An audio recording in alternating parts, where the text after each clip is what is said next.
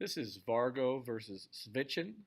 I'm Ryan Madison. This is for EDU 503.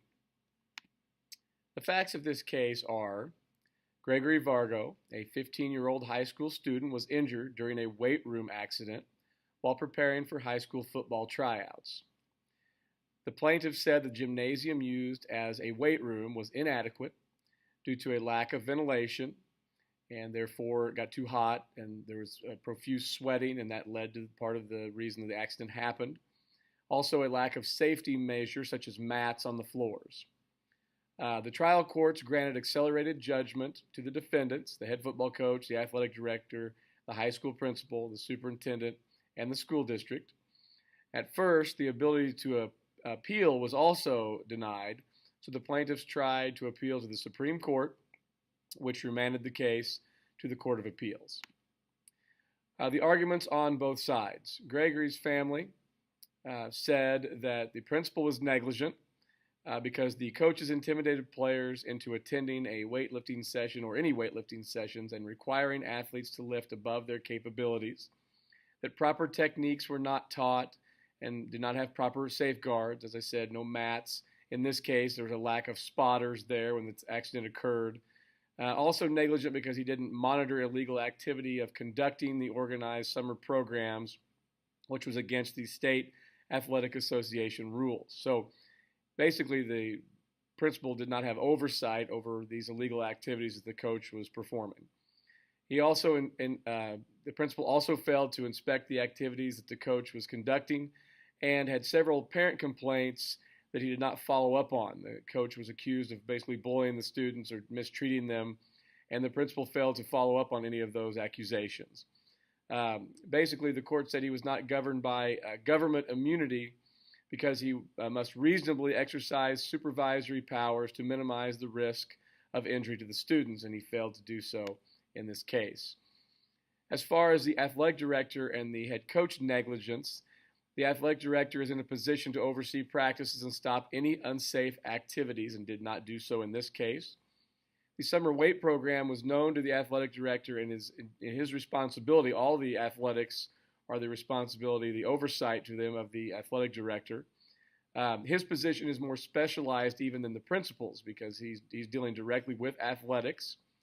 And then, of course, the head coach obviously is directly in charge of the football program and the weight program. And usually the head football coach is the one that kind of makes the weight program or decides which one they're going to use.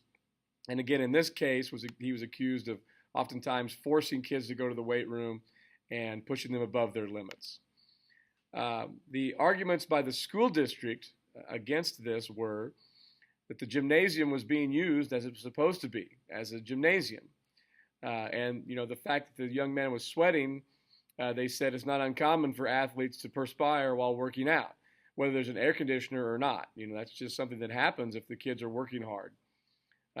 They also said that the plaintiff's allegation falls more on the side of danger caused by negligence of individual employees and not the entire school district.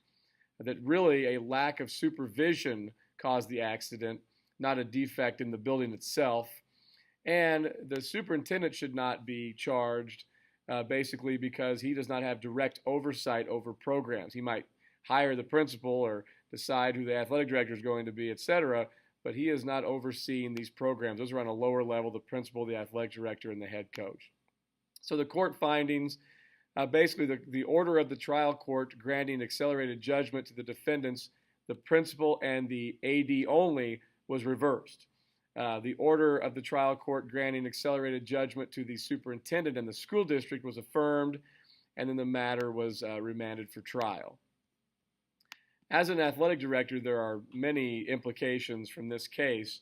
First of all, as an athletic director, I must ensure that coaches are properly educated in weight room safety and that they are passing this information on to their athletes. Much like in a science class where you spend the first couple of days discussing safety in the lab before you do labs, you have to make sure that the kids understand proper techniques. There's always spotters, that the area is safe. And as an athletic director, I have to inspect that and make sure those things are that way, that they are safe for the student athletes.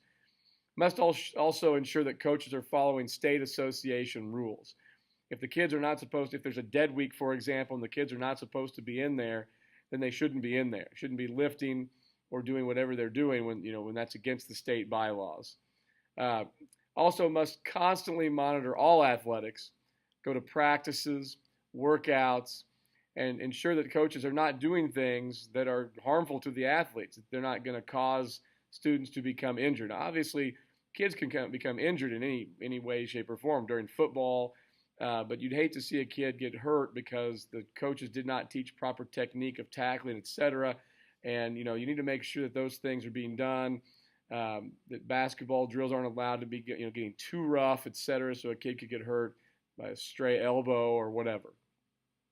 Also, anytime that there is an allegation or an accusation by a parent that there's any sort of abuse at all, I have to, as an athletic director, follow up on that. I have to get with the principal and make sure they're made aware of it. If I am the principal and the athletic director, I have got to check into those allegations and make sure that if that is actually occurring, that I have the consequences for the head coach. That should be something they know in advance. And if I have to do a suspension, or if it's really something that's bad, if I have to remove that coach from his position, that has to happen. But legally, if parents are complaining about these unsafe issues, and then something like this happens where this young man's injured and eventually is paralyzed because of this weightlifting accident, I would feel responsible if I did not take these accusations seriously. Thank you.